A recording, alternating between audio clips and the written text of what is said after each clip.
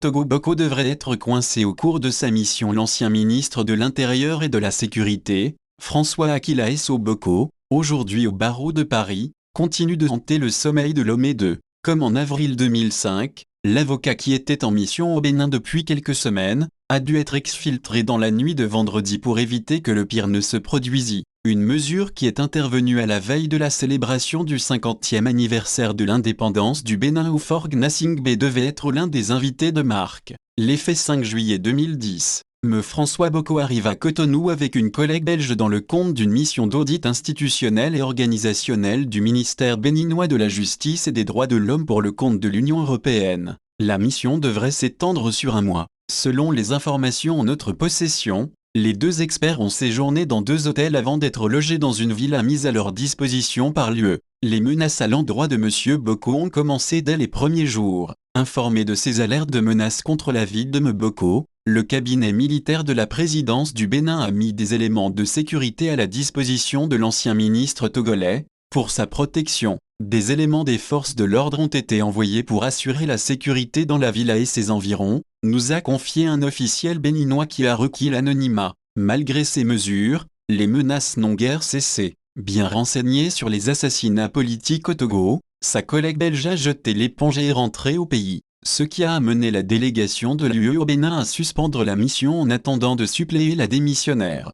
Mais l'ancien ministre de l'Intérieur a continué son séjour au Bénin dans l'expectative du recrutement d'un autre expert qui va l'aider à poursuivre la mission. Vendredi 30 juillet, M. Boko a été invité à l'immigration et il a été sommé de quitter le pays. À sa question de savoir quelles sont les raisons qui sous-tendent cette décision hardie, son interlocuteur a dit tout court qu'il s'agit d'une raison de sécurité nationale. Il était accusé par les autorités togolaises d'organiser des activités subversives depuis le Bénin contre le Togo. Ne voulant pas endosser la responsabilité de l'assassinat de l'expert au Bénin, les autorités ont fait tout pour qu'il rentre en France. Sa sécurité a été renforcée et il a été conduit jusqu'à l'entrée de l'avion afin que rien ne lui arrive, a expliqué le même officiel. Selon les informations en notre possession, la présence de M. Boko mettait mal à l'aise le pouvoir de Lomé. Ce départ de M. Boko serait le préalable exigé par M. Gnassingbé, pour répondre à l'invitation de son homologue, le Dr YY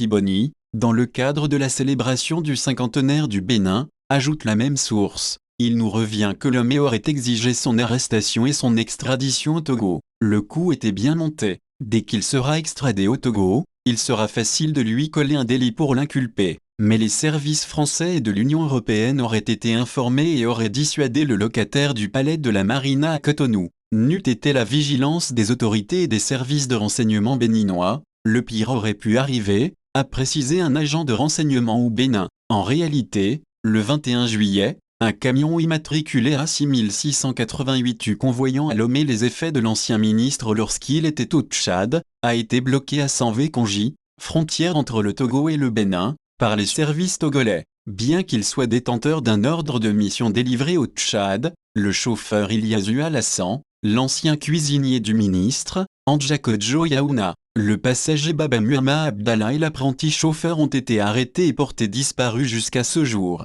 Cette saisie devrait servir à un scénario pour inculper M. Boko de tentative d'atteinte à la sûreté de l'État togolais. Une fois M. Boko extradé au Togo, il est possible qu'il mette des armes dans le camion ou la drogue afin de justifier son arrestation, a poursuivi cet agent. Le camion est toujours bloqué à Sanvé-Konji, mais personne n'a de nouvelles des 4 passagers interpellés. Faure Boudi YY Iboni YT. Il y a un lien entre l'exfiltration de M. François Boko et l'absence remarquée de Faure Gnassingbé aux festivités marquant le 50e anniversaire de l'indépendance du Bénin. Oui, répond un haut responsable béninois qui a ajouté que l'exfiltration de M. Boko n'a pas été du goût de Lomé. Le chef de l'État togolais était bien annoncé à Cotonou dimanche. Le site du gouvernement togolais en a même parlé. Mais au dernier moment, il a envoyé une délégation au rabais. Sûrement qu'il n'est pas satisfait de la manière dont les choses se sont passées. Lomé est soupçonné de soutenir l'actuel patron de la BOA dans la perspective de l'élection présidentielle au Bénin et pensait utiliser cette affaire pour faire chanter Dr Boni,